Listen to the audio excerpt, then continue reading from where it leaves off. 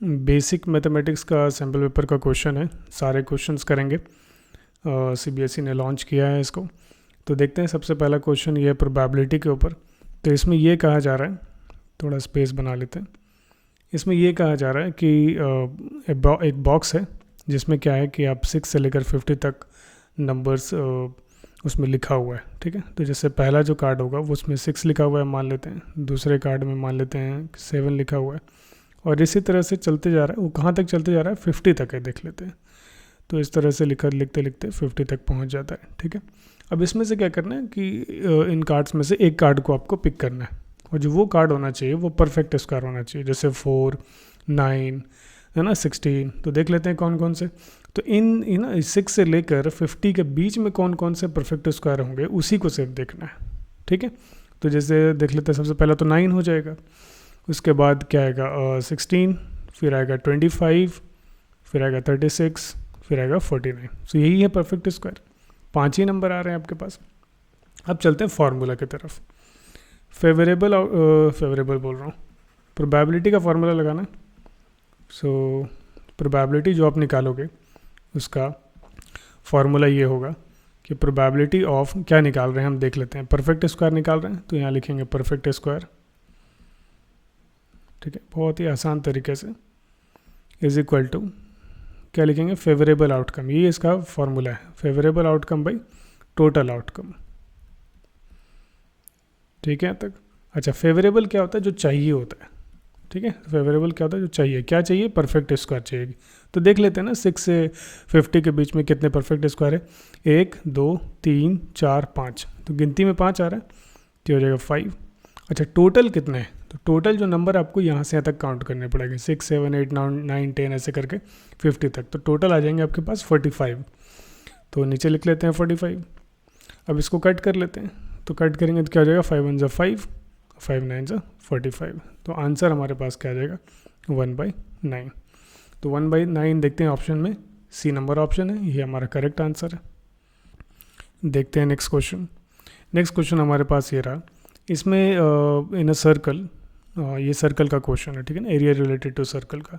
इसमें क्या करा है, डायमीटर दिया हुआ। तो सबसे पहले एक सर्कल का क्वेश्चन, तो एक सर्कल बना लेते हैं। तो ये रहा हमारा सर्कल। अब इसमें क्या दिया हुआ है, डायमीटर दिया हुआ है। तो डायमीटर कितना है, ये लिख लेते हैं 42 सेंटीमीटर। सो डायमीटर को सबसे पहले रेडियस में कन्वर्ट कर लेते हो। रेडियस इज इक्वल टू क्या होता है, डायमीटर डिवाइडेड बाई 2। तो डायमीटर हमारे पास 42 है, 2 से डिवाइड करेंगे आ जाएगा 21। तो ये हमारा रेडियस 21 आ गया। अब इसमें क्या बोला जा रहा है, if an arc subtends an angle of 60 degree. ठीक है ना, मतलब क्या है कि कोई आर्क है, मान लेते हैं इस तरह से, देखिए यहाँ से लेकर यहाँ तक ये कोई आर्क है। ठीक है ना, ये जो कर्व शेप में जो डिस्टेंस है इसी को आर्क बोलते हैं। अब ये क्या कर रहा है, ये कुछ एंगल बना रहा है एट द सेंटर। ठीक है ना, अगर इसको इस तरह से ज्वाइन करेंगे तो ये जो एंगल बनता है इसी को थीटा बोलते हैं, जो कि कितना बन रहा है, 60 डिग्री बन रहा है। ठीक है, अच्छा अब पाई का वैल्यू कितना दिया हुआ है, पाई का वैल्यू दिया हुआ है 22/7। तो लिख लेते हैं 22/7। अच्छा, निकालना है क्या, length of arc. Length of arc का मतलब क्या हो गया कि यहाँ से यहाँ तक का डिस्टेंस निकालना है। ठीक है, यहाँ से यहाँ तक का। तो लेंथ ऑफ आर्क का एक फॉर्मूला लिख लेते हैं। ठीक है, बहुत ही आसान है, 2πr थीटा बाई 360। ठीक है, 2 के जगह पे 2 लिखते हैं। अच्छा, पाई है तो पाई के जगह पे क्या लिखेंगे, 22/7। तो 22 लिख के 7 आप नीचे लिख सकते हो। ठीक है, इस तरह से कैलकुलेशन बहुत आसान हो जाएगा। आर, तो वैल्यू ऑफ आर क्या है, निकाल कर रखा हमने 21। ठीक है, और थीटा कितना है, 60 डिग्री दिख रहा है डायग्राम में, और डिवाइडेड बाई नीचे कितना है, 360। इसको कैलकुलेट कर लेते हैं। तो ये 0 से 0 कैंसिल हो जाएगा, 6 से काटेंगे तो 6 6 ज़ा 36। ठीक है, और भी जैसे ये 7 है, 7 1 ज़ा 7, 7 3 ज़ा 21। ओके, अब जैसे ये 3 है तो 3 1 ज़ा 3, 3 2 ज़ा 6, और जैसे ये 2 है तो 2 1 ज़ा 2 एंड 2 1 ज़ा 2। तो बचा क्या, 22।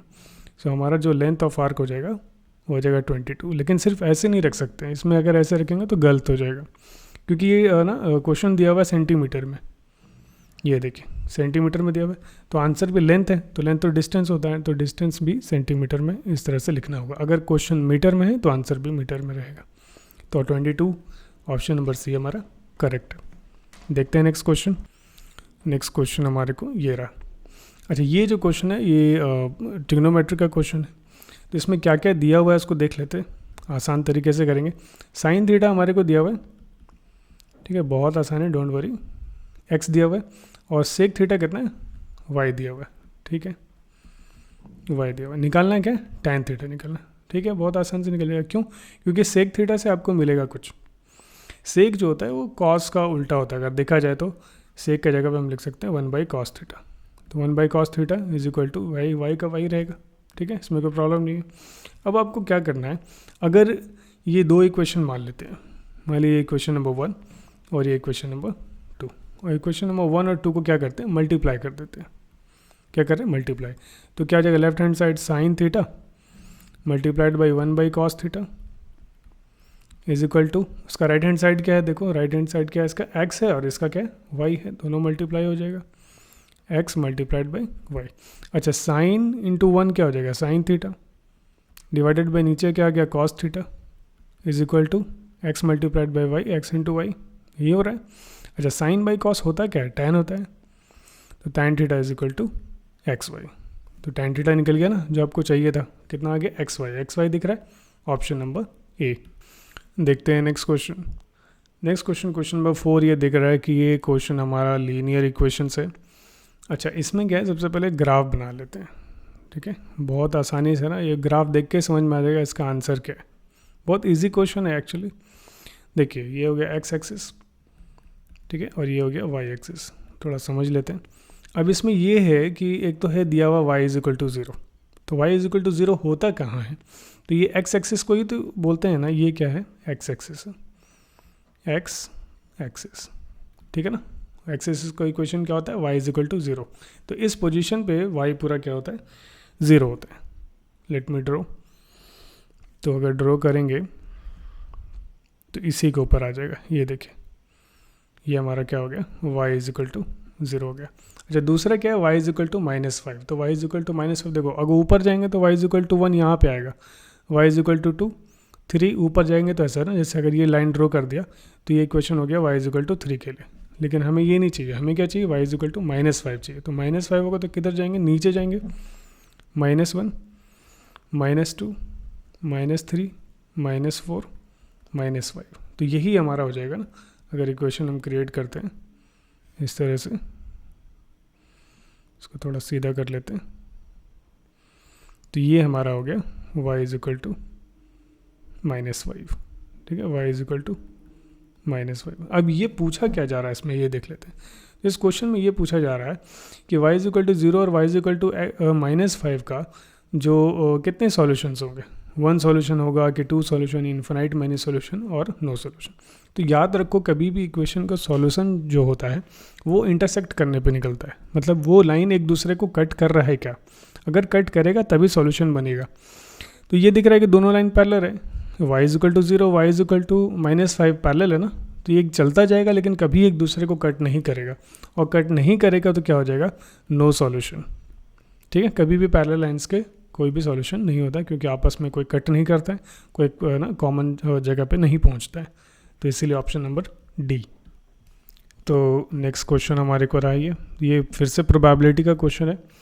तो इसमें ये कहा जा रहा है, a fair die is thrown. So die का मतलब क्या होता है, लूडो जो आप खेलते होगे उसका जो गोटी होता है उसको बोलते हैं डाई बोलते हैं, ठीक है ना। उसमें क्या क्या लिखा रहता है, तो अगर टोटल सैंपल देखा जाए, टोटल सैंपल एक डाई का, तो उसमें क्या क्या लिखा रहता है, 1 2 3 4 5 और 6, ये लिखा रहता है। अच्छा, प्रोबेबिलिटी किसका निकालना है, इवन कंपोजिट नंबर का। तो इवन कंपोजिट कौन कौन सा है, सोचेंगे, इवन भी होना चाहिए और कंपोजिट नंबर भी होना चाहिए। तो कंपोजिट वो होता है जिसके 2 या 2 से ज़्यादा फैक्टर होते हैं। तो जैसे इवन में अगर देखा जाए तो 4 है जो कंपोजिट में, क्योंकि इसका फैक्टर 2 × 2 है। 6 है क्योंकि इसका फैक्टर क्या है, 2 × 3 है, ठीक है। और 5 है तो 5 का कोई फैक्टर तो है नहीं, 1 को छोड़ के अगर कोई और फैक्टर मिलता है तो अगर देखा जाए तो 4 और 6 है। तो यहाँ पे रख सकते हैं कौन कौन है, 4 है और 6 है, तो ये गिनती में 2 हो गया। तो प्रोबेबिलिटी निकालने के लिए फिर से फॉर्मूला लगाएंगे, probability of even composite is equal to, formula लिखेंगे क्या होता है, फेवरेबल आउटकम, ये बहुत ज़रूरी है, डिवाइडेड बाय टोटल आउटकम। ठीक है, फेवरेबल आउटकम में क्या होता है, जो चाहिए, क्या चाहिए, इवन कंपोजिट चाहिए। तो इवन कंपोजिट कितना है आपके पास, 2 है, तो यहाँ पे लिखेंगे 2 बाई टोटल। तो टोटल एक डाइस में देखा जाए कि लूडो में कि कौन कौन सा नंबर होता है, तो 1 से लेकर 6 तक होता है, तो टोटल हो गया 6, तो नीचे लिख देते हैं 6। डिवाइड करेंगे कोई एक नंबर से, 2 1 2, 2 3 6, तो ये आंसर क्या आ जाएगा आपके पास, 1/3। सो 1/3 देखते हैं, ऑप्शन नंबर बी है जो कि करेक्ट है। आइए देखते हैं next question. So next question हमारे पास है ये, तो इसमें ये है कि ये लीनियर इक्वेशन का क्वेश्चन है। तो 8 chairs plus 5 tables cost rupees इतना। तो इसमें करना है कुछ नहीं है, जैसे इसमें लास्ट में दिया हुआ था कॉस्ट ऑफ ईच चेयर, यही आपको निकालना है कि एक चेयर का प्राइस क्या होगा, और 2 कंडीशन दिए हुए हैं, एक तो यहाँ से यहाँ तक पहला कंडीशन है और यहाँ से यहाँ तक दूसरा कंडीशन है। तो इसमें ऐसा कर लेंगे कि जो चेयर है उसका प्राइस आप मान लोगे x, ठीक है, और जो टेबल दिख रहा है उसका आप प्राइस मान लोगे y। ओके, तो इसके हिसाब से हमारे पास क्या हो जाएगा, 8 × x, क्योंकि चेयर है और चेयर का हमने x माना हुआ है, तो ये हो जाएगा 8x, और क्या आ जाएगा 5 टेबल, सो ये आ जाएगा plus 5y is equal to, जो टोटल कॉस्ट आ रहा है वो कितना आ रहा है, 10500 आ रहा है। ठीक है, सिमिलरली इसका भी इक्वेशन बना लेंगे, तो 5x हो जाएगा सेकेंड इक्वेशन, प्लस 3 टेबल है तो 3 × y हो गया, is equal to total cost क्या आ रहा है, 6450। ओके, इसको मान लेते हैं क्वेश्चन नंबर 1, इसको मान लेते हैं क्वेश्चन नंबर 2। अब इसमें से x का वैल्यू निकालना है, क्योंकि x क्या है हमारा, चेयर का कॉस्ट है। ठीक है, ये ई आ गया यहाँ पे, x क्या है, वो चेयर का कॉस्ट है। तो निकालते हैं, देखते हैं। तो इसके लिए क्या करेंगे कि क्रॉस मल्टीप्लाई जैसा कुछ करेंगे, ठीक है ना। तो ये दिख रहा होगा, जैसे मान लो कि यहाँ पे 3 है, तो ठीक है, तो 3 को किससे मल्टीप्लाई कर देते हैं, ये इक्वेशन को 5 से मल्टीप्लाई कर देते हैं, एलिमिनेशन मेथड। अच्छा, ये 5 है, इसको किससे मल्टीप्लाई करते हैं, 3 से। तो ये दिमाग में रख के जब मल्टीप्लाई करेंगे तो ये 3 5 से 15 और ये भी 3 5 से 15, तो मिडिल टर्म जो होगा बिल्कुल सेम आ जाएगा। ओके, तो हालांकि मल्टीप्लाई तो सबसे ही करना है, तो 3 जब मान लो मल्टीप्लाई होगा 8 से, है ना, ये 8 से मल्टीप्लाई होगा सबसे पहला वाला टर्म, तो क्या आ जाएगा, 3 8 24, फिर 3 5 से 15, और इज इक्वल टू जब 3 मल्टीप्लाई होगा इससे, 3 0 0 0, 3 5 से 15, 3 0 0 1, 3 1 3, तो लाइक दिस।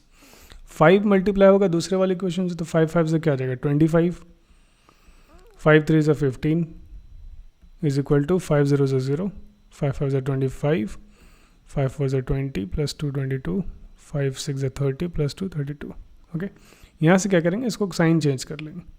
जब साइन चेंज करेंगे तो क्या होगा, पूरा 15 15 कैंसिल हो जाएगा, इसीलिए एलिमिनेशन मेथड लगाया था। 24 माइनस 25, तो क्या आ जाएगा, -x इज इक्वल टू, इसको सब्ट्रैक्ट करेंगे दोनों को, तो ये आपको मिलेगा -750, नेगेटिव नेगेटिव कैंसिल हो जाएगा, x इज इक्वल टू 750, और x क्या था, यही तो चेयर का हमने माना था।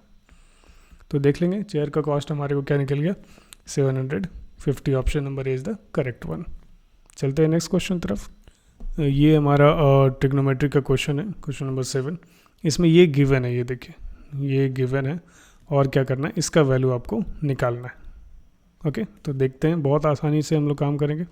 cos theta plus cos square theta is equal to 1, ठीक है ना, इसको मान लेते हैं क्वेश्चन नंबर 1। अच्छा, इसमें ऐसा करते हैं कि ये cos स्क्वायर थीटा को राइट साइड लेके जाते हैं, ठीक है।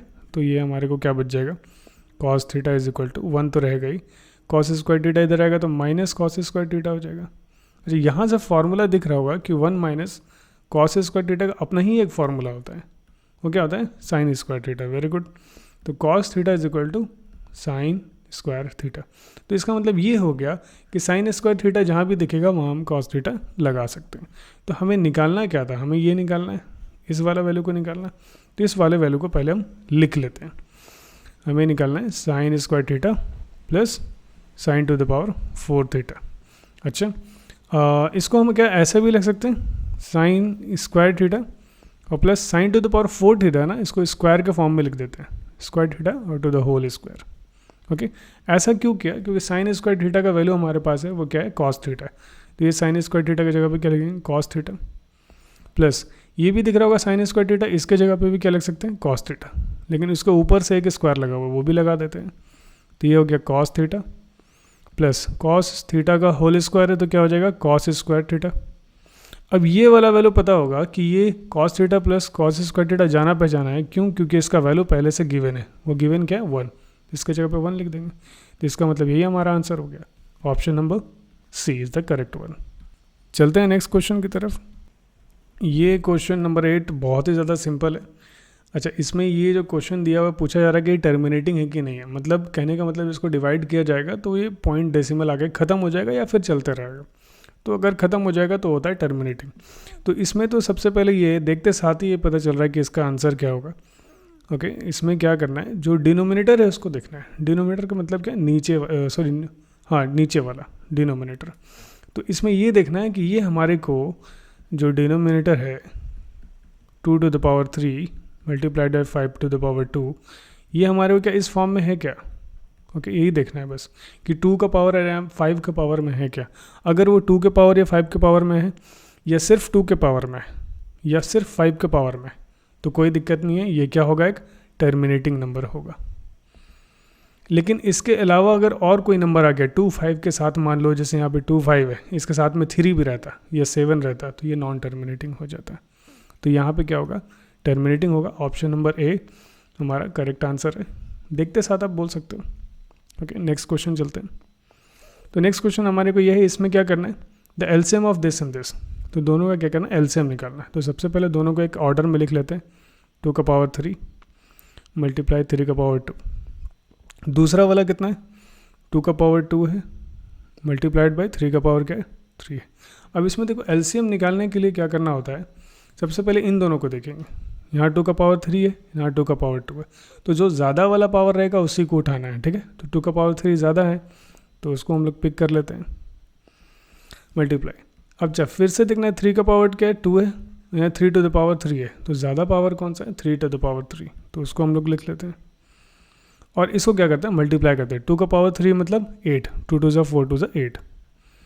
3 का पावर 3 मतलब 27, 3 3 9, 9 3 27। और इन दोनों को मल्टीप्लाई करते हैं, ये आ जाएगा 216। बट इतना करने की ज़रूरत ही नहीं है, क्योंकि आपको आंसर दिख रहा होगा 2 to the power 3 और 3 to the power 3, ये आपको आंसर यहीं पे दिख रहा है। तो ये वाला ऑप्शन नंबर सी आपको करेक्ट हो गया। तो साथ साथ में ऑप्शन भी देखते चलना है कि क्या क्वेश्चन पूछा गया। चलते हैं नेक्स्ट क्वेश्चन की तरफ। सो नेक्स्ट क्वेश्चन हमारे को ये HCF एलसीएम्स है, बहुत ही आसान क्वेश्चन है। इसमें क्या है ना, 2-3 चीज़ें दिए रहते हैं और चौथा बोलते हैं निकालने के लिए। जैसे HCF दिया हुआ है कितना है, 18 है, और प्रोडक्ट ऑफ नंबर कितना दिया हुआ, इतना दिया हुआ। निकालना क्या है, एलसीएम, बहुत ही आसान है। सो फॉर्मूला होता है HCF इंटू LCM, LCM होना चाहिए, LCM is equal to product of numbers. ठीक है ना, प्रोडक्ट ऑफ नंबर्स मतलब A इंटू B। ठीक है, ओके। तो HCF कितना दिया हुआ है, 18। LCM अपने को निकालना है, और प्रोडक्ट जो है इसी को बोलते हैं प्रोडक्ट। ठीक है, घबराने की बात नहीं। तो ये दिया हुआ है 12960, ओके, 12,960। LCM निकालना है, LCM is equal to this divided by 18 से डिवाइड करेंगे और आपको आंसर मिल जाएगा, which is equal to 720। Divide करके चेक करेंगे, 720, option number C is the correct one. चलते हैं next question. Question number 11 triangle से आया है, और ये BPT थ्योरम जो है उससे रिलेटेड है। डी दिया हुआ है पैरेलल टू BC के, तो ये इसके पैरेलल हो गया। तो पैरेलल होगा तो आपको पता है कि इन दोनों का ना छोटा ट्राइंगल और बड़ा ट्राइंगल यहाँ पे दिख रहा होगा, दोनों का साइड्स का रेशियो सेम होता है। तो क्योंकि ये दिख रहा होगा कि ये एंगल और ये एंगल दोनों सेम होगा, क्योंकि ये पैरेलल है, कॉरेस्पॉन्डिंग एंगल, और ये एंगल A तो कॉमन ही है। तो कहने का मतलब ये है कि इसका 2 ट्राइंगल अगर बनाया जाए, तो पहला ट्राइंगल तो ये छोटा वाला दिख रहा होगा, है ना, ये वाला, जिसका नाम क्या हो जाएगा, ADE। ठीक है, और एक बड़ा ट्राइंगल बना लेते हैं। ऐसे बनाने से बहुत काम आसान हो जाएगा। A यहाँ लिख लेते हैं, अच्छा B और C यहाँ पे, तो इसको लिख लेते हैं B और इसको लिख लेते हैं C। तो इसमें क्या होगा ना, एंगल A है तो एंगल A का कॉमन हो गया, और एंगल E और एंगल C ये दोनों क्या हो गया, कॉरेस्पॉन्डिंग एंगल से इक्वल हो गया। अच्छा, और इसमें कुछ दिया हुआ है, जैसे ये DE का वैल्यू X दिया हुआ है, और BC क्या है, Y दिया हुआ है, और ये यहाँ से यहाँ तक का दिया हुआ है A। ठीक है, अच्छा, ये यहाँ से यहाँ तक का पूरा काउंट करेंगे A से लेकर C तक, तो क्या आ जाएगा, ए भी आएगा और बी भी आएगा, तो इसको लिख सकते हैं ए प्लस बी, ले यहाँ से लेकर यहाँ तक। ठीक है, अब इसको क्या करना है, कुछ नहीं करना है, क्योंकि ये दोनों ट्राइंगल आपस में सिमिलर हैं, तो सिमिलर है तो साइड्स का रेशियो ले लेते हैं। तो साइड्स का कौन कौन सा रेशियो आएगा, ए ई बाई क्या आ जाएगा, ए सी, और क्या आ जाएगा ना, डी बाई क्या आ जाएगा, बी सी। ठीक है, कोई भी आप पहले ले लो, कोई मुश्किल नहीं है। तो पहले डी को लेना है, इसको भी ले सकते हैं, D by B C is equal to, छोटा ट्राइंगल का देख लो, ए ई, बड़ा ट्राइंगल का क्या आ जाएगा, ए सी। ओके, डी कितना अपने को एक्स है, और बी सी क्या हो जाएगा वाई, ए ई कितना है ए, और ए सी कितना यहाँ से यहाँ तक ए प्लस बी। ओके, अब यहाँ से क्या करना है अपने को, क्या निकालना है, एक्स का वैल्यू और वाई का वैल्यू इस तरह से कुछ कुछ दिया हुआ है, तो देख लेते हैं। तो एक्स बाई वाई, तो ये ए बाई बी इस तरह से नहीं है, तो अगर एक्स निकालते हैं तो वाई कहाँ चला जाएगा, क्रॉस मल्टीप्लाई होगा, ऊपर चला जाएगा। ठीक है, ये हो जाएगा ए वाई, ये दोनों मल्टीप्लाई होगा ना, देखो वाई और ए ये दोनों मल्टीप्लाई हो जाएगा, तो अपने पास क्या आ जाएगा, A Y divided by A plus B. Calculation करोगे और ये दिख रहा है A Y divided by A plus B, option number C, तो ऑप्शन नंबर सी ही करेक्ट हो जाएगा, A Y divided by A plus B.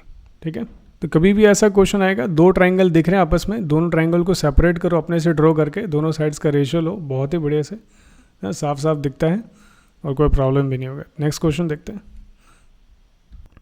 ये हमारे को कोऑर्डिनेट ज्योमेट्री का क्वेश्चन है। अच्छा, इसमें क्या है, कोऑर्डिनेट ऑफ पॉइंट पी निकालना है अपने को। ठीक है ना, डायग्राम बना लेते हैं, मान लेते हैं कि कोई ऐसा एक लाइन है और जिसके बीच में एक पॉइंट पी है, और इसी का कोऑर्डिनेट निकालना है, जिसको बोलते हैं एक्स और वाई। और ये जो लाइन बना है, ये दोनों को ज्वाइन करने से, ए और बी को ज्वाइन करने से, ए और बी कहाँ पे होगा, ए यहाँ पे हो जाएगा जो कि 1,3 है, और बी हमारे को सबसे लास्ट में यहाँ पे हो जाएगा, बी जो कि क्या दिया हुआ है 4,6 है। इन दोनों को ज्वाइन करने से ये लाइन ए बी बन रहा है। अच्छा, बीच में कोई एक पॉइंट पी आ रहा है जो क्या कर रहा है, इसको रेशियो में बांट रहा है, वो रेशियो कितना है 2:1। मान लेते हैं यहाँ से तक 2 है और ये 1 है, तो 2:1 के रेशियो में बांट रहा है। अब क्या करना है, इसका क्या निकालना, बीच का जो पी दिख रहा है एक्स वाई, वो निकालना है। तो इसको निकालने का सबसे अच्छा तरीका क्या है कि इसको पहले मान लीजिए x1, इसको मान लीजिए y1, x2, y2, और ये हो गया हमारा m, और ये क्या हो जाएगा n। और ये हमारे को सबसे पहले क्या करते हैं, x वैल्यू निकाल लेते हैं, दोनों ही निकाल सकते हैं चाहो तो x is equal to formula क्या होता है, mx2 plus nx1 divided by m plus n। तो इसको पहले निकाल ही लो। m का वैल्यू क्या है, डायग्राम में देखो क्या दिख रहा है, m का वैल्यू क्या है 2 है। ठीक है ना, रिलेट करेंगे डायग्राम के साथ। अच्छा, x2 कितना है देख लेते हैं, 4 है। ओके, प्लस n कितना है, n का वैल्यू देखो यहाँ पे 1 दिख रहा होगा, है ना। x1 कितना है डायग्राम में देखो, मिलेगा 1 divided by m plus n, तो क्या हो जाएगा 2 प्लस 1। इसको थोड़ा सॉल्व कर लेते हैं, तो 2 4 जाओगे 8 प्लस 1 डिवाइडेड बाई 2 प्लस 1 3, तो 9/3 क्या आ जाएगा भाई, 3 आएगा। तो x का वैल्यू क्या हो गया अपने को, 3 हो गया। अभी सिर्फ x का आया है, लेकिन y का भी निकालना बाकी है, तभी जाके वो कोऑर्डिनेट बनेगा और आपका आंसर कोऑर्डिनेट के फॉर्म में होगा। देख लेते हैं y का। तो y is equal to again my2 plus ny1 divided by m plus n। m का वैल्यू क्या है 2, y2 का वैल्यू क्या देखो 6 है, n का वैल्यू क्या है 1, y1 का वैल्यू क्या दिख रहा होगा 3 divided by m plus n का क्या हो जाएगा 2 प्लस 1 ही होगा। चलो मल्टीप्लाई करते हैं, 2 6 क्या हो जाएगा 12 प्लस 3 1 3 डिवाइडेड बाई 3, तो ये हो जाएगा 15 डिवाइडेड बाई 3, तो काटेंगे क्या आ जाएगा 3 5 15। तो y का वैल्यू क्या आ गया 5 आ गया, और x का वैल्यू क्या आ गया 3 आ गया। तो 3,5, क्योंकि x, y ऐसे ही लिखते हैं ना कोऑर्डिनेट को, तो 3,5 देख लेते हैं। 3,5 कौन सा है, ऑप्शन नंबर डी, तो ये आपका करेक्ट हो गया। नेक्स्ट देखते हैं। अच्छा, ये जो क्वेश्चन दिख रहा है, the prime factorization of this, कुछ नहीं करना है, इसको खोल देना है बस। ठीक है ना, 3 8 2 5, इसको खोलो जितना खोल सकते हो। लास्ट में 5 दिख रहा है तो 5 से ट्राई करो, प्राइम नंबर है। ओके, तो ये हमारे को हो जाएगा 5 7 35, बच गया यहाँ पे कितना 3, तो 5 6 30, 2 5 25, 5 5 25। ठीक है ना, इस तरह से आप करते जाइए। 5 1 5, 5 5 25, एक बच गया 5 3 15, फिर 3 से ट्राई कर सकते हैं, 3 5 15, 3 1 3, फिर अगेन 3 से ट्राई कर सकते हैं, 3 1 3, 3 1 21, एंड फिर 17 से ट्राई कर सकते हैं, 17 1 17। तो ये दिख रहा होगा ना कि 5 कितना है, 2 5 दिख रहे हैं, तो ऐसे लिख दीजिए 5 का पावर 2। अच्छा और क्या दिख रहा है, 3 कितने दिख रहे हैं, 2 3 दिख रहे हैं, तो ऐसे लिख सकते हैं 3 टू द पावर 2। और 17 कितना, एक ही है, तो ऐसा कुछ ऑप्शन में दिख रहा है क्या, 3 to the power 2, 5 to the power 2 और क्या 17 है। ठीक है, तो यही हमारे को ऑप्शन होना चाहिए। तो ये ऑप्शन नंबर सी हमारे को क्या हो जाएगा, सही हो जाएगा।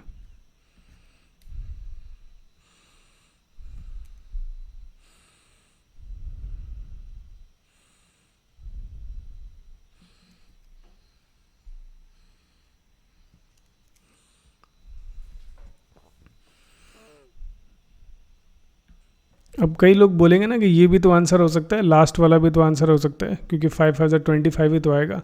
तो भाई ये आंसर नहीं हो सकता, क्योंकि यहाँ पे दिया हुआ प्राइम फैक्टराइजेशन बोला हुआ है, और प्राइम फैक्टराइजेशन में देखा जाए तो 25 प्राइम नंबर नहीं होता है। ठीक है, तो दैट्स वाई ये हमारा ऑप्शन नंबर डी इस हिसाब से गलत होगा। ओके, नेक्स्ट क्वेश्चन की तरफ चलते हैं। इस क्वेश्चन में क्या क्या गिवन है देख लेते हैं। ए डी का वैल्यू दिया हुआ 4 सेंटीमीटर, ठीक है, और बी डी कितना है 3 है, और सी बी कितना है 12 है, सबको लिख लेते हैं। और निकालना क्या है, कॉट थीटा निकालना है। चलो ठीक है। अच्छा ये दिख रहा होगा कि ये जो ट्रायंगल है ये आपका 90 डिग्री वाला ट्रायंगल है, और 90 डिग्री के ठीक सामने वाला ये क्या हो जाएगा, ए बी जो है वो हाइपोटेनियस का काम करेगा। ठीक है ना, ए बी क्या काम करेगा, हाइपोटेनियस का। तो उसका फॉर्मूला क्या होता है, perpendicular square plus base square. तो परपेंडिकुलर बेस दिख रहा होगा, एक 4 हो गया एक 3 हो गया, तो लगा लीजिए 4 स्क्वायर प्लस 3 स्क्वायर, तो ये आ जाएगा 16 प्लस 3 का square 9 which is equal to 25, बाहर निकल के आएगा 5। तो ए बी का वैल्यू क्या हो गया, 5 हो गया। ठीक है, यहाँ 5 लिख लेते हैं। अब आप देखोगे ना, इस ट्रायंगल की बात करोगे, अब आप ना सही सही लाइन पे आ रहे हो। तो cot theta is equal to base by perpendicular, तो लिख लेते हैं ना, cot theta is equal to base by perpendicular. तो बेस हमारे को कितना हो गया, थीटा के हिसाब से ना ये नीचे वाला एडजस्टेंट हो गया, बेस हो गया 12, और थीटा का सामने वाला क्या हो जाएगा, परपेंडिकुलर, जो कि 5 है। तो 12/5 क्या हो जाएगा, हमारा करेक्ट आंसर हो जाएगा। ठीक है, बन गया। ये क्वेश्चन नंबर 15 हमारे को लीनियर इक्वेशन से दिख रहा है। अच्छा ये रेक्टेंगल है, तो रेक्टेंगल का ऑपोजिट साइड इक्वल होता है ना, तो x प्लस वाई क्या हो जाएगा, इज इक्वल टू 12।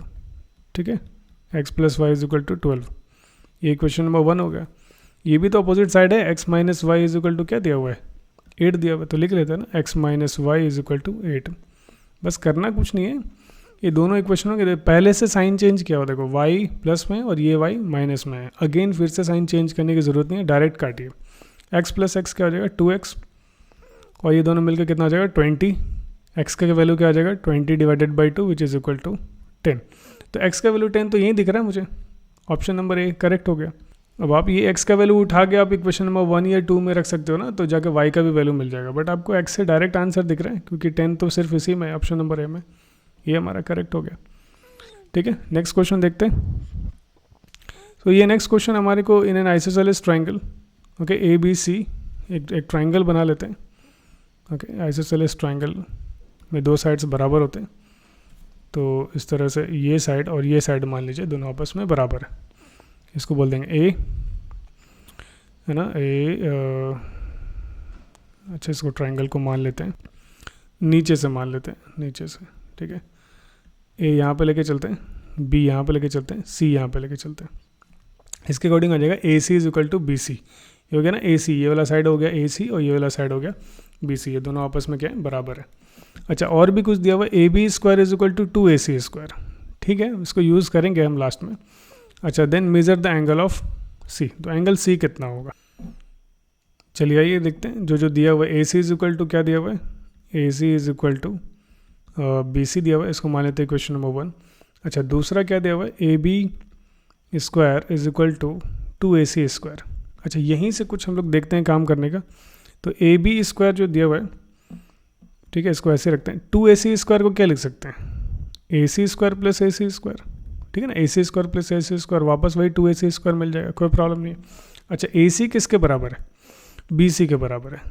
इसका मतलब अगर हम जैसे ए सी स्क्वायर को ऐसे रहने दें, एक ए सी के जगह पे क्या रख दे, बी सी रख दे। देखो ए सी किसके बराबर है, बी सी के बराबर है, तो क्या ए सी की जगह बी सी नहीं लग सकते, स्क्वायर है तो स्क्वायर लगा दिए, कोई प्रॉब्लम नहीं है।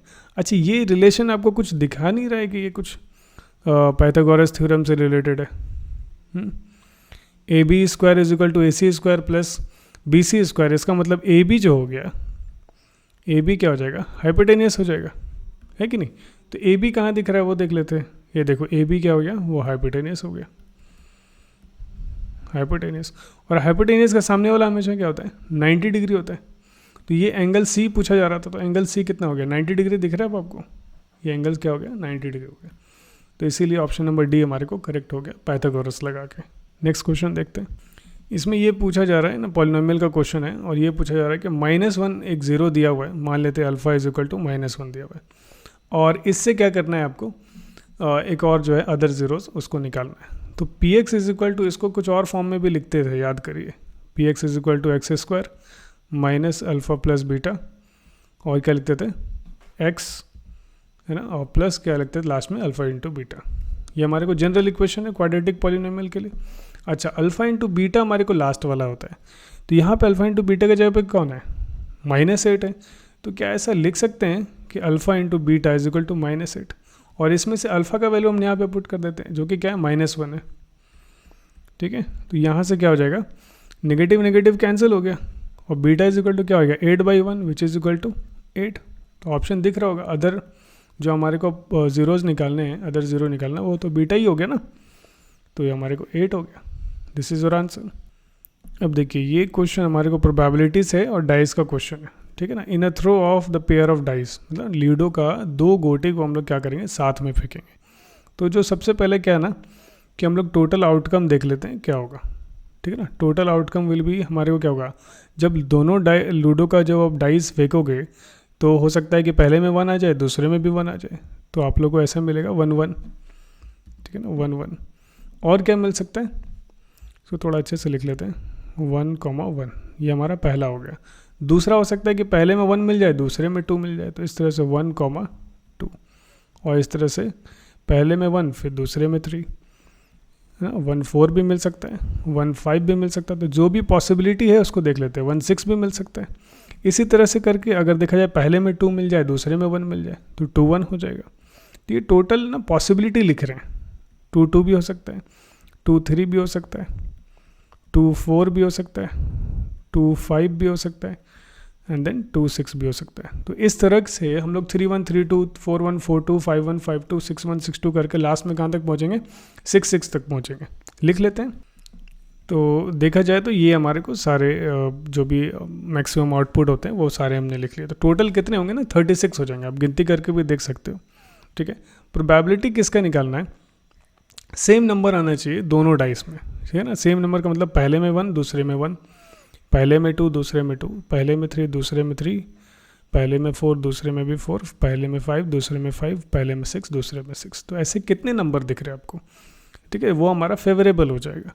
तो प्रोबेबिलिटी जो निकालना है वो किसका निकालना है, इस तरह से लिखेंगे, same number is equal to favourable outcome divided by total outcome. यही फॉर्मूला होता है, ठीक है ना। फेवरेबल आउटकम क्या, दो जो चाहिए, क्या चाहिए भाई, सेम नंबर चाहिए। कितने सेम नंबर है, 1, 2, 3, 4, 5 एंड 6, 6 हो गए। टोटल कितने होते हैं, 36 ना। डिवाइड करेंगे कोई नंबर से, 6 1 6, 6 6 36, तो आंसर क्या आएगा, 1/6 आ जाएगा, ठीक है। 1/6 दिख रहा है, ऑप्शन नंबर ए वही हमारा करेक्ट आंसर होगा।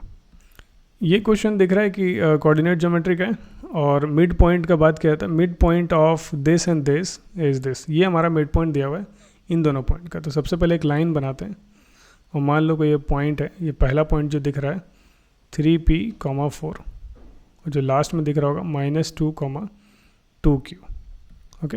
अच्छा, इन दोनों को बीच में एक पॉइंट है जिसको मिड पॉइंट बोला जा रहा है, जो कि कितना है, वो 2,6 है, ठीक है। अब इसके अकॉर्डिंग क्या करना है, P का वैल्यू और Q का वैल्यू निकालना है, दोनों को ऐड करना है, तो P + Q निकालना है। तो देख लेते हैं ना, तो फॉर्मूला लगाते हैं, बहुत इजी है। x1 y1, ये हमारे को x, ये y, ये हो गया x2, ये हो गया y2। फार्मूला जब भी मिड पॉइंट दिया रहता है ना, कोई भी दो कोऑर्डिनेट है और उसका कोई मिड पॉइंट है, तो उसके लिए अलग से एक फार्मूला आता है जिसको बोलते हैं x = x1 + y1 divided by x1 + x2, ठीक है ना, x1 + x2 डिवाइडेड बाई 2। तो इसको निकाल लेते हैं।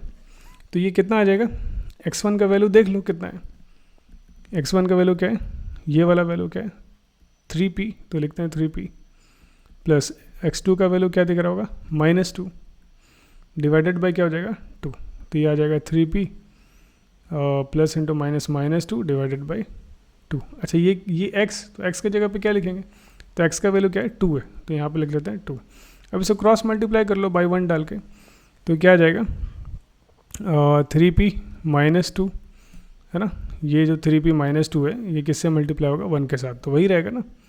अच्छा 2 ये 2 और ये 2 मल्टीप्लाई होगा तो क्या आ जाएगा 4 आ जाएगा, तो 3p इज इक्वल टू ये इधर चला जाएगा तो क्या हो जाएगा 4 -2 इधर आया तो plus 3p is equal to 6 और p इज इक्वल टू 6/3 कटेगा तो क्या आ जाएगा p इज इक्वल टू 3 2 6, तो p का वैल्यू 2 आ रहा है अपने पास। ठीक है, अब चलते हैं q का वैल्यू निकालने के लिए, तो उसके लिए y का लेना पड़ेगा। तो y हमारे पास क्या है देख लेते हैं, y is equal to y1 plus y2 divided by 2, तो y का वैल्यू क्या है देख लो 6 है तो 6 रख देंगे। y1 का वैल्यू क्या दिख रहा होगा 4 रख लेते हैं। y2 का वैल्यू क्या दिख रहा है 2q, तो 2q लिख देते हैं डिवाइडेड बाई क्या है 2 है, क्रॉस मल्टीप्लाई करेंगे तो आ जाएगा 4 plus 2q is equal to 6 2 से क्या हो जाएगा 12, तो 2q is equal to 12 minus 4 which is equal to 8 and q is equal to 8/2, तो हमारे पास कितना आ जाएगा 4 आ जाएगा। तो अपने को निकालना क्या है, अपने को निकालना है p प्लस q निकालना है। ठीक है, तो p का वैल्यू कितना आया 2 और q का वैल्यू कितना है 4, ऐड करेंगे तो क्या हो जाएगा 6, तो ये हमारे को आंसर होगा, option number B is the correct one. इस क्वेश्चन में क्या करना है, पता करना है कि इसको जब डिवाइड करेंगे तो डेसिमल में कितना नंबर जाएगा। ठीक है, जैसे मान लो 147 है डिवाइडेड बाई 120, अगर इसको 147 को 120 से डिवाइड करते हैं तो आफ्टर डेसिमल कितना डिजिट जाएगा, सो 1 डिजिट या 2 डिजिट है ना, 2 डेसिमल या 3 डेसिमल कहाँ तक जाने वाला। तो इसको बहुत ही है ना ज़्यादा दिमाग नहीं लगाना है, इसको ऐसे कर लेते हैं 12। ठीक है, अच्छा ये बोलोगे कि ये 0 कहाँ चला गया, तो उसको आप ऐसे लिख लो ना, अलग से रख लो कि यहाँ पे मान लो कि 10 है। ठीक है, कि वो 12 मल्टीप्लाइड बाई 10 120 होगा। अब आप क्या कर लो, इन दोनों को डिवाइड कर लो, तो जब डिवाइड करोगे तो कुछ ऐसा करोगे। ओके, सो हमारे को क्या क्या नंबर आ जाएगा, 12 1 12 आ गया। ओके, फिर यहाँ से क्या बच जाएगा 2 7 फिर से 12 2 24, फिर से क्या आ जाएगा 3 पॉइंट डाले डेसिमल आ गया। अच्छा 0 आ गया तो 12 2 24 अगेन, फिर से क्या आ जाएगा 6 आ जाएगा, फिर से एक 0 डाल देते हैं तो क्या आ जाएगा 12 5 60। ओके, तो यहाँ पे क्या आ रहा है 12.25 दिख रहा है। ठीक है, तो क्या लग जाता है 12.25 और डिवाइडेड बाई कितना है, नीचे में ये 10 था ना, तो ये 10 को यहाँ पर रख सकते हैं। अब ये 10 से डिवाइड होगा तो क्या होगा, डेसिमल क्या होगा इस तरफ शिफ्ट होता है ना, तो ये हो गया 1.225। तो डेसिमल के बाद कितने डिजिट दिखाई दे रहे हैं आपको, डेसिमल के बाद 3 डिजिट है, तो इसीलिए 3 डेसिमल प्लेस वाला बात हो जाएगा। Option number 3 is the C is the correct one. अच्छा, ये क्वेश्चन हमारे को एरिया रिलेटेड टू सर्कल्स है, perimeter of a semi circle. तो मान लेते हैं एक सेमी सर्कल पहले लेते हैं, ये तो पूरा सर्कल हो गया, इसमें से मैं सेमी सर्कल बना लेता हूँ। ओके, ये मान लो कि सेमी सर्कल है, यहाँ से लेकर यहाँ तक, देखिए ना प्रोटेक्टर देखे हो ना, बस वही है समझो। ओके, अब इसका बोल रहा है कि perimeter of semi circular protractor whose radius is R. So radius R होने का मतलब यहाँ से यहाँ तक क्या हो जाएगा, रेडियस है। अच्छा, ये भी तो रेडियस है यहाँ से तक, दिमाग में रखना है। इसका क्या होगा, तो याद रखो कि ये जो हमारे को होता है, ये टोटल जो सर्कमफेरेंस होता है एक सर्कल का होता है 2πr। ठीक है, लेकिन क्योंकि ये आधा है उसका, तो उसका डिवाइड बाई 2 करोगे तो कट जाएगा, तो क्या बचेगा πr। तो ये वाला वैल्यू जो होगा वो πr होगा, ये कर्व वाला पोर्शन यहाँ से लेकर यहाँ तक। और पेरीमीटर होता क्या है ना, पहले ये जान लो, क्योंकि पेरीमीटर ही निकालना है। तो पेरीमीटर मतलब यहाँ से लेकर ये पूरा जो डिस्टेंस आप है ना लास्ट में बाउंड्री के अकॉर्डिंग पूरा ट्रैवल करके वापस वहीं पे पहुँचेगा, तो ये पूरे डिस्टेंस को बोलते हैं perimeter. So perimeter will be is equal to एक कर्व वाला पोर्शन क्या हो गया πr प्लस यहाँ से यहाँ तक क्या हो जाएगा भाई r plus r 2r। Okay, तो πr प्लस 2r दिख रहा होगा, ऑप्शन नंबर डी ये हमारा करेक्ट हो गया। देखते हैं नेक्स्ट क्वेश्चन। अच्छा, ये हमेशा देखा गया कि ये क्वेश्चन तो आता ही आता है बोर्ड पे। इसको कैसे हमारे को पिक करना है। तो याद रखना कि मिनिमम जो प्रोबेबिलिटी का जो वैल्यू होता है वो कितना होता है, 0 होता है, और मैक्सिमम जो होता है प्रोबेबिलिटी का वो क्या होता है, वो होता है 1। ठीक है, तो ये कहाँ से कहाँ तक चलेगा, 0 से 1 तक चलेगा। तो 0 से 1 तक इंक्लूड करना है, तो इंक्लूड कहाँ पे हो रहा है वो देखना है। तो इक्वल टू साइन जो दिख रहा होगा, देखो यहाँ पे भी है ना, इक्वल टू का साइन दिख रहा है, नीचे में भी इक्वल टू का साइन दिख रहा है। इसको बोलते हैं, जैसे इसको ऐसे पढ़ेंगे, P E is greater than equal to 0, और पी ई इधर से पढ़ेंगे लेस देन इक्वल टू 1। तो ये इक्वल टू दोनों में आना चाहिए, तो ये हमारा करेक्ट ऑप्शन हो गया, क्योंकि 0 से लेकर पूरा 1 तक कवर कर रहा है। ठीक है, अब जैसे ये सिर्फ लेस देन का साइन है, इसमें 0 कवर नहीं करेगा क्योंकि इक्वल टू का साइन नहीं है, तो इसीलिए ये ऑप्शन नहीं होगा। यहाँ भी दिख रहा होगा सिर्फ लेस देन है, ये भी नहीं होगा। यहाँ पे दिख रहा है सिर्फ लेस देन है, ये भी नहीं होगा, इसीलिए ऑप्शन नंबर सी करेक्ट हो गया। नेक्स्ट देखते हैं। नेक्स्ट हमारे को 23 नंबर पे, ओके सो इस क्वेश्चन को समझते हैं। तो सबसे पहले दिख रहा है एक ट्राइंगल है, तो एक ट्राइंगल बना लेते हैं। सो ये मान लेते हैं कि हमारे को ट्राइंगल हो गया। इस ट्राइंगल का नाम क्या है, ABC है, तो इसका नाम भी लिख लेते हैं। ओके, मान लेते हैं ये A और ये B, और यहाँ पे मान लेते हैं C। ठीक है, अच्छा इसमें ये दिया हुआ है कि इस ट्राइंगल में कि ये ABC में एंगल B क्या है, 90 डिग्री है। तो मान लेते हैं कि ये क्या है, 90 डिग्री है। Okay, angle B 90 degree. Okay, BD perpendicular to AC, मतलब B से एक D की तरफ चला हुआ है। यहाँ से अगर सीधा ले जाएं AC पे, तो BD परपेंडिकुलर टू AC। तो परपेंडिकुलर का मतलब क्या हो गया, 90 डिग्री, ये भी 90 डिग्री होगा, ये भी 90 डिग्री होगा। अच्छा, आगे दिया हुआ AC is equal to 9 centimetre. So 9 centimetre पूरा यहाँ से यहाँ तक है। ठीक है, और AD कितना है, AD है 3 सेंटीमीटर, AD यहाँ से लेकर यहाँ तक। अच्छा, जब ये टोटल 9 है, ये 3 है, तो यहाँ से यहाँ तक क्या होगा, 6 हो जाएगा ना। ओके, कोई प्रॉब्लम नहीं है। आगे देखते हैं, निकालना क्या, BD निकालना अपने आप को। BD का मतलब क्या, ये बीच वाला जो लाइन दिख रहा है ना, ये BD, यही निकालना है। तो ये इतना आसान तो नहीं है, बट देख लेते हैं, कोशिश करते हैं समझने का। तो सबसे पहले कुछ मान लेते हैं, जैसे मान लो कि ये एंगल X है। ठीक है ना, अब मैं आपसे ये बात पूछता हूँ कि ये अगर मान लो 90 है, ठीक है, ये दिया हुआ है ना कि ये 90 है, ये 90 है और ये एंगल X है दूसरा वाला, तो तीसरा एंगल क्या हो जाएगा। तो ये देखा जाए, अगर आप ना एंगल सम प्रॉपर्टी से निकालोगे 90 + x प्लस ये एंगल इज इक्वल टू 180, तो ये आपको मिलेगा 90 - x। ठीक है, आप निकाल के देख सकते हो, कोई प्रॉब्लम नहीं है। अच्छा, यहाँ तक तो हो गया। अब एक और काम करना है, उसके बाद आपका काम करीब करीब हो जाएगा। और एक काम क्या है, जैसे मान लेते हैं कि ये छोटा ट्रायंगल लेके चलते हैं।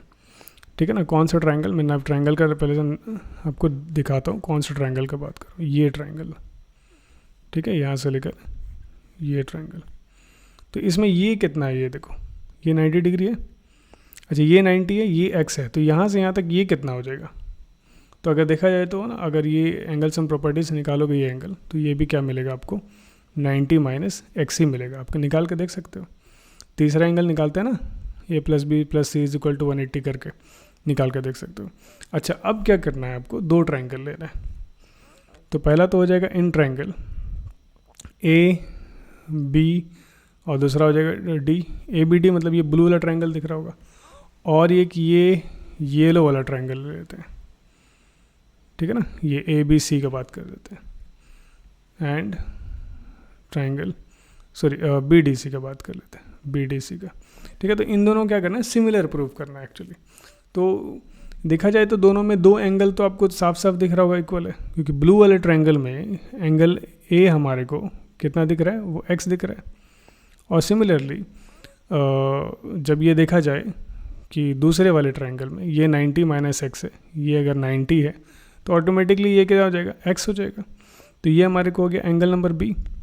तो एंगल A किसके इक्वल हो गया, एंगल B के इक्वल हो गया। तो मैं यहाँ लिख लेता हूँ, एंगल A किसके इक्वल है, एंगल B के इक्वल है। अच्छा, और भी दिख रहा होगा, ये जो आपको दिख रहा है कि ये जो 90 - x है, वो कौन सा है, ये वाला एंगल है।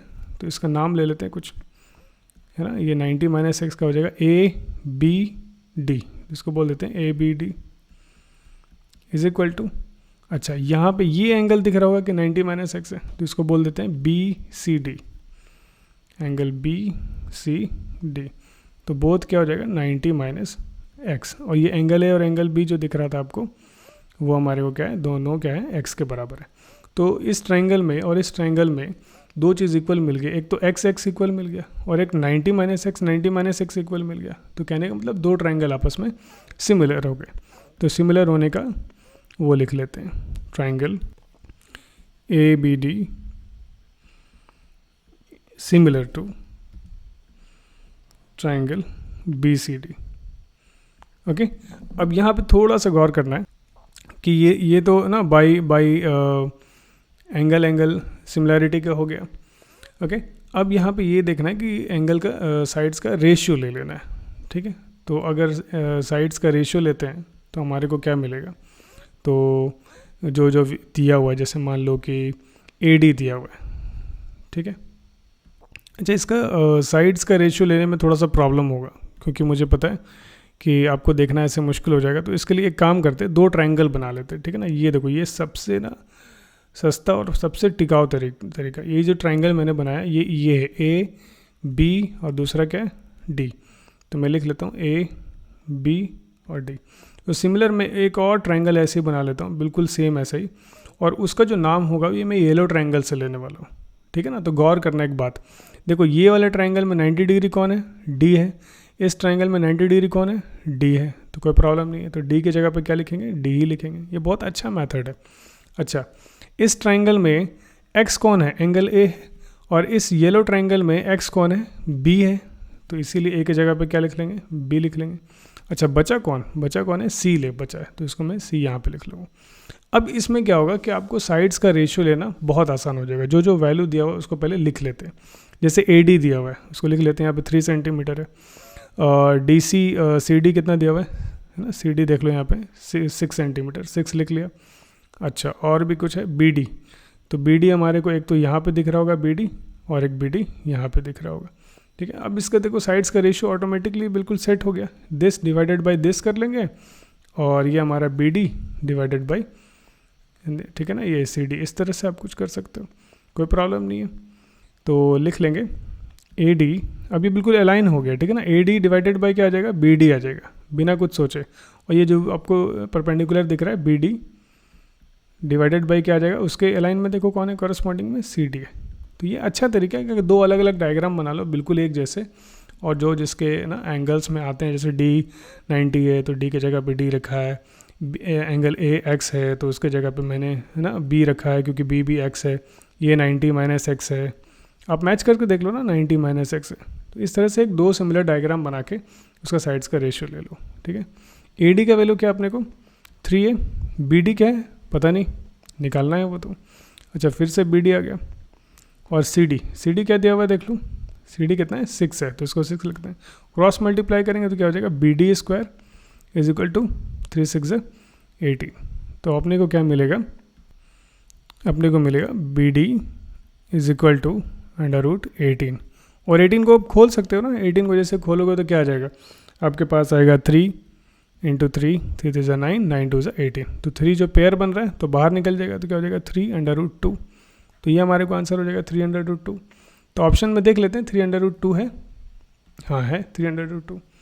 तो ये क्वेश्चन काफ़ी टफ था, लेकिन ये दो अलग अलग डायग्राम बनाने से ये बहुत सिंपल हो गया, और जाके ये आपको समझ में आएगा। ठीक है, अच्छा, ये अभी तक इतना ही करते हैं। उसके बाद क्या करना है, ये हमारा पार्ट 1 हो गया। पार्ट 2 में हम लोग क्या करेंगे, बाकी के जो क्वेश्चन अभी ये हम लोग 23 तक किए, नेक्स्ट हमारे को जो भी रह गए हैं क्वेश्चन, जैसे 24 से लेकर 50 तक के जो क्वेश्चन है वो नेक्स्ट पार्ट 2 में डाल दिया जाएगा। ठीक है, तब तक के लिए बाय बाय, टेक केयर।